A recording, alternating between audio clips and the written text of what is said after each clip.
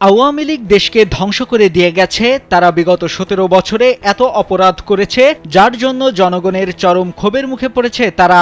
তাই দেশে এখন আওয়ামী লীগকে দাওয়াত দিয়েও খুঁজে পাওয়া যায় না বলে মন্তব্য করেছেন বিএনপির কেন্দ্রীয় সাংগঠনিক সম্পাদক জি.কে. গউস। জনরোষের কারণে তাদের নেতাকর্মীরা পালিয়ে বেড়াচ্ছে, জনসম্মুখে আসে না বলেও জানান তিনি।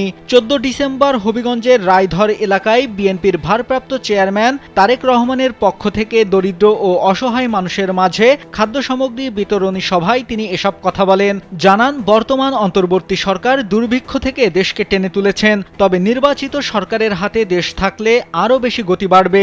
এ সময় জেলা বিএনপির নেতাকর্মীরা উপস্থিত ছিলেন। এলো ভিশন মুশকিল আসান অফার। যে কোনো ব্র্যান্ডের পুরনো ফ্রিজ নিয়ে চলে আসুন ভিশন শোরুমে আর নিয়ে যান নতুন ভিশন ফ্রিজ 20% পর্যন্ত ছাড়। পরে বিএনপির ভারপ্রাপ্ত চেয়ারপারসন তারেক রহমানের পক্ষে এলাকার শতাধিক অসহায় ও দরিদ্রদের মাঝে খাদ্য সামগ্রী বিতরণ করেন জি.কে. গউস।